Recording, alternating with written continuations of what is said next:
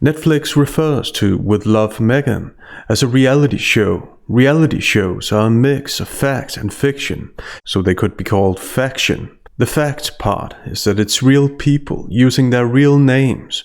The fiction part could be the non-diegetic music, meaning it originates from a source outside the story world. What's relevant to note about these shows is that they're staged representations of reality, staged closeness and intimacy. This means we can't trust the authenticity of the dialogue or the heartbreaking personal confessions either. Reality shows are publications of the private sphere, meaning the private sphere is mediated in a way that creates attention. Unlike traditional documentaries, reality shows are made for entertainment, not to educate or enlighten. Looking at the cinematography, the camera has a shaky feel to it, and it zooms in and out. This is to create liveness, intended to make viewers feel close to the characters and feel like they're watching this in real time. It makes shows more engaging, in theory at least. There's an emphasis on Meghan's reactions, like this. It was just so much fun. Looking at the mise en scène, which refers to everything in front of the camera, like the makeup, clothing, the characters' actions, setting and lighting. The colors are light and bright. The white kitchen, the sunlight and the studio lights. The flowers add an organic feel to the homeliness. So for both of us, it was just a really authentic and organic way to get to know each other. The most noteworthy detail is the blurred background in order to enhance the characters, particularly Meghan. This technique can guide viewers to think that what's really important here is Meghan and what she says. The branding aspect, so to speak, not the food. Watching the trailer and the sneak peeks, it quickly becomes clear that this show is about damage control, rebranding Meghan as a good-natured, kind, fun and inclusive person, to the point where this reality show doesn't feel real. I'm aware that it's important to smile, but is it really healthy to smile this much?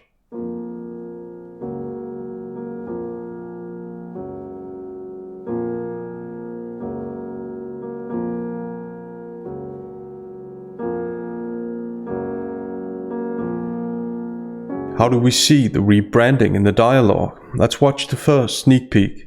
And the best thing about Koreatown, you could go to all ages clubs and karaoke bars. I was part of dance crews, all that stuff. You know? were? Yeah. No one talks about all the dances that were such a big deal. Not the actual dance, like but the Roger dances. Rabbit The era? Roger Rabbit and the Kid and Play, and it was just so much fun. Well, someone is talking about the dances because Meghan's talking about them, so... This excerpt accomplishes three things at the same time, in theory I should say. First of all, it brands Meghan as an inclusive person, someone who's visited culturally diverse places in LA. I love women who I am able to look up to and say they have done so much in terms of leadership, but also promoting diversity. Secondly, it appeals to viewers' nostalgia, and there's nothing like a cozy kitchen to make viewers feel nostalgic. Thirdly, and most importantly, it's an opportunity for Meghan to give positive personal details about herself, what she's done and what she likes, supposedly. If you think this part of the conversation sounds scripted, the next part might come as a shock. And it was just so much fun. Man, you and I are so similar. You and I are like, we should have met a long time ago.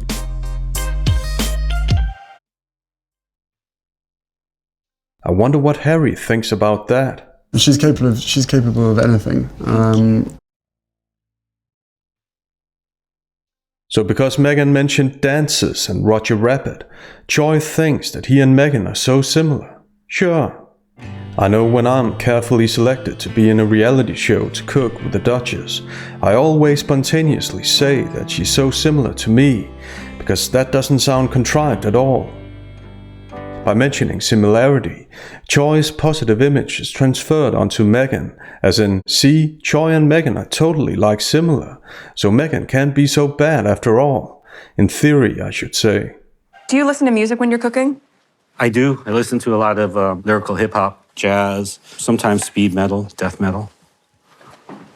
No, you don't. Yeah. What's speed metal? Just like dark. That doesn't sound like the joy of cooking. Yeah, but, you know, we all have different sides to who we are. That's true. Multifaceted folks. That's what we are. And if this guy Choi is such a multifaceted person, Meghan must be too, right? Viewers are supposed to believe that there's more to Meghan than what they saw in her first failed rebranding attempt. I left my career, my life. There was no guidance as well, right? There, unlike what you see in the movies, there's no class on how to speak, how to cross your legs. Choi and Meghan go from talking about music they like to making deep and profound conclusions about there being different sides to who we are as people. That totally doesn't sound scripted, and Meghan looks authentically and organically surprised.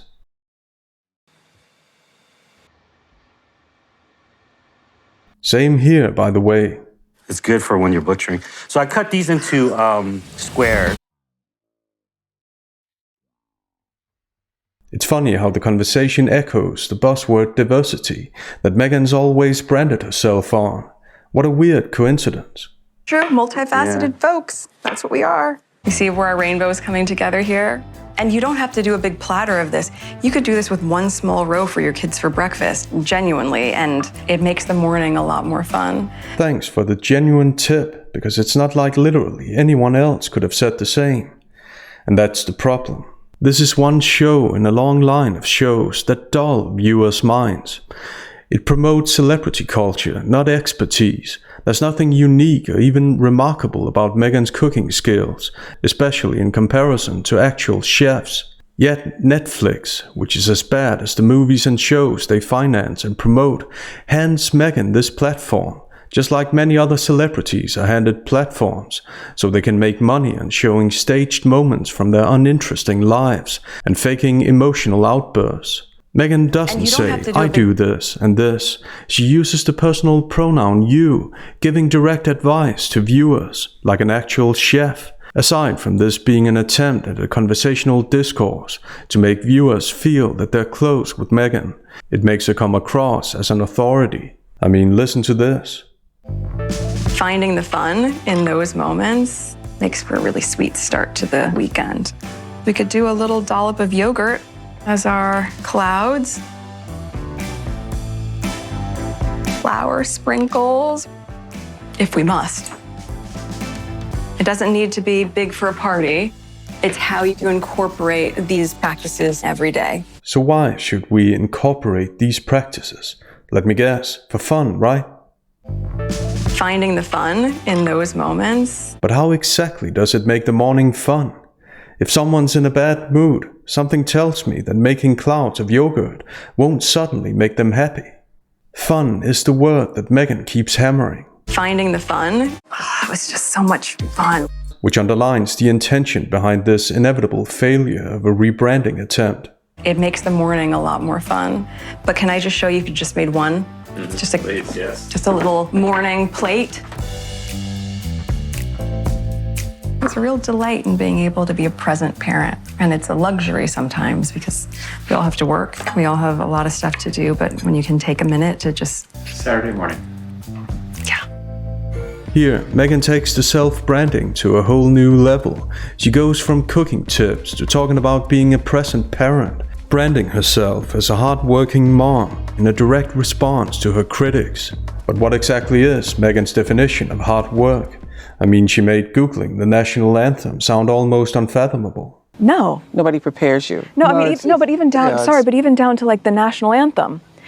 No one thought to say, oh, you're American. You're not going to know that. That's me late at night Googling, what's the national, I've got to learn this. With Meghan associates with viewers, making it easier for them to identify themselves with her. In theory, that is, because does Meghan really have to work the way they do? No, this show alone has a budget of millions of dollars, and it takes minimal effort and minimal talent.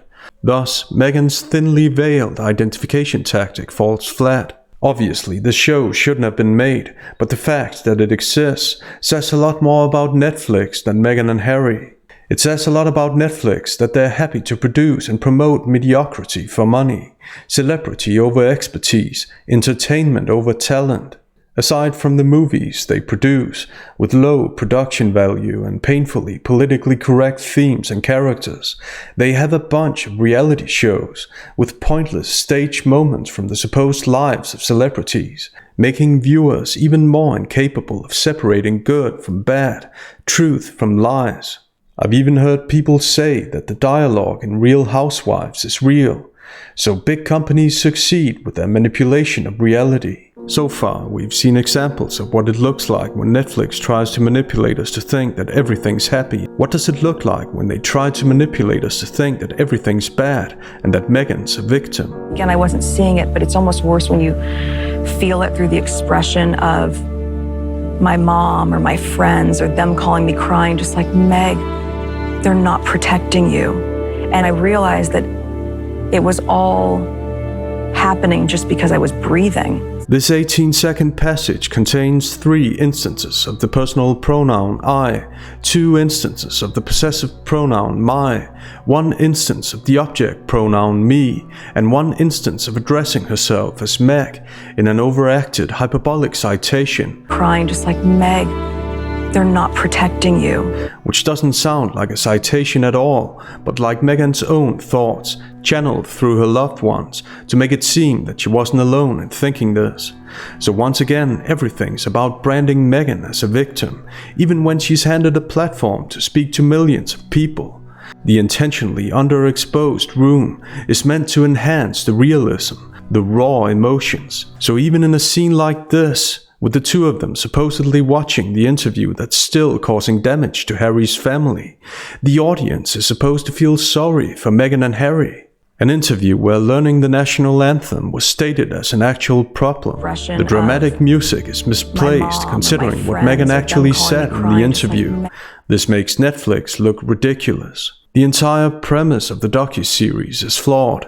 Netflix makes it sound like everything was great in the beginning and that everybody liked Meghan and Harry. It's really hard to look back on it now and go, what on earth happened? You hear that? That is the sound of hearts breaking all around the world. She's becoming a royal rock star. And then Everything changed. However, in the engagement interview, Meghan already said that she had witnessed mistruths. I think I can very safely say, as naive as it sounds now, having gone through this learning curve in the past year and a half, I did not have any understanding of just what it would be like. And I think we were just hit so hard at the beginning with a lot of mistruths that I made the choice to not read anything, positive or negative. It just didn't make sense, and instead we focused all of our energies just on nurturing our relationship. On us, yeah. On us. And thus, Meghan can't say that she went into the marriage naively. What did you think it was going to be like? I will say I went into it naively. Well, I didn't do any research about what that would mean. You didn't do any research? No.